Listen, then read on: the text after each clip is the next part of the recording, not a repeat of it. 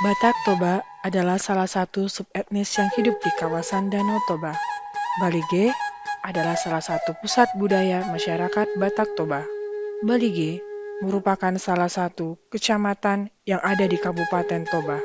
Di jantung kota Balige inilah berdiri sebuah paroki bernama Paroki Santo Yosef Balige. Sejarah berdirinya Paroki Santo Yosef Balige diawali ketika Monsinyur Matias Brans OFM Kap yang saat itu sebagai prefek apostolik di Medan menugaskan Pastor Sibrandus van Rossum untuk merintis misi Katolik di Tanah Batak. Dipilihnya Balige sebagai pos misi dikarenakan dua alasan, yaitu karena letak geografisnya yang sentral dan populasinya yang lebih padat daripada Tarutung, dan yang kedua adalah wilayah ini juga belum terlalu kuat dipengaruhi oleh Zending. Di usianya yang ke-31 tahun, Pastor Sibrandus van Rossum, atau yang lebih dikenal sebagai Pastor Parosum, masuk ke kota Balige.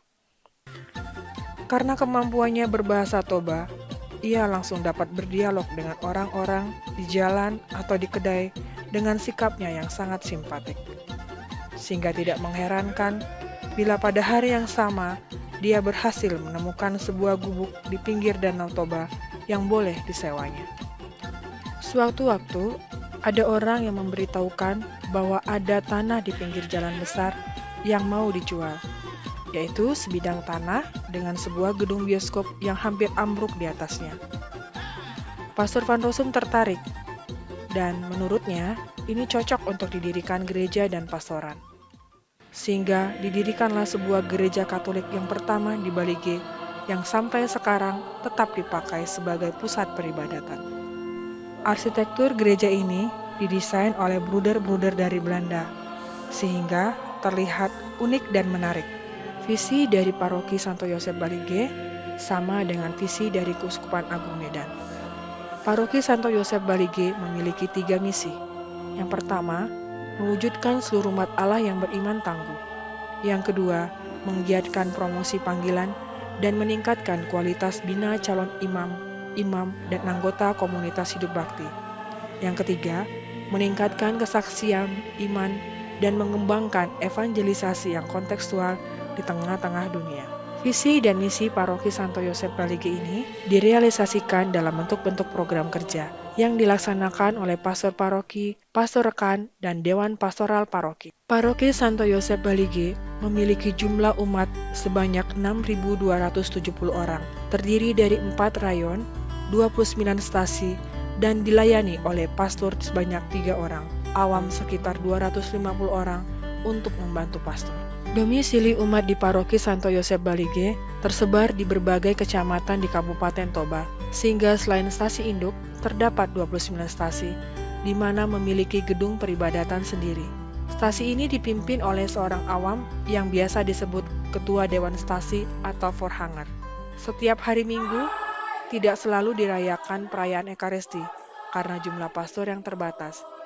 Sehingga, di luar jadwal kunjungan pastor, hanya diadakan ibadat sabda yang dipimpin oleh awam. Kehidupan menggereja di setiap stasi di wilayah Paroki Santo Yosef Balige terbilang unik. Ada stasi-stasi yang memiliki ikatan kekerabatan, yang erat kaitannya dengan sejarah pendirian stasi itu sendiri. Dan ada pula di beberapa stasi yang umatnya tidak saling memiliki ikatan kekerabatan. Keterlibatan awam dalam kegiatan menggereja ditunjukkan dalam berbagai hal, seperti halnya berkatekese. Selain berkatekese, peranan awam juga banyak dalam hal pengembangan sosial ekonomi di paroki, seperti kegiatan Credit Union atau CU. CU didirikan untuk membantu anggota yang membutuhkan, dengan menyalurkan pinjaman yang dapat digunakan oleh para anggotanya, di mana pinjaman ini bisa dikembalikan beberapa bulan setelah panen. Di Paroki Santo Yosef Balige, terdapat tarekat-tarekat hidup bakti yang juga berperan dalam karya-karya pastoral, seperti suster-suster FJJM yang merupakan putri-putri hati kudus Yesus dan Maria. Karya-karyanya adalah bagian kesehatan, pendidikan, dan karya pastoral. sehingga dapat mewujudkan visinya menjadi saksi cinta kasih Yesus dan Maria. Selain suster-suster FCCM, frater-frater CMM juga ambil bagian dalam karya kerasulan di Paroki Santo Yosef Balige. Karya utama frater CMM ini adalah di bidang pendidikan. Sejak tahun 1934, Ordo Kapusin sudah berkarya di paroki ini, sehingga pelayanan-pelayanannya sungguh berkembang dan menjadikan paroki cukup besar dan maju. Karya utama Ordo Kapusin di Paroki Santo Yosef Balige yaitu karya parokial yang melayani umat dalam perayaan sakramental. Salah satu bentuk kerasulan khas di Paroki Santo Yosef Balige adalah mengakomodasi tradisi dan budaya lokal dalam kegiatan-kegiatan liturgi. Contohnya, merayakan misa khusus sebagai ucapan syukur atas panen yang dikenal sebagai Pesta Gotilon. Karya lain yang dilakukan oleh Ordo Kapusin adalah karya-karya sosial dan pelayanan karitas lainnya. Buah dari karya misi Katolik di Balige yang telah dirintis sejak tahun 1934 kini dapat dirasakan dalam berbagai bentuk.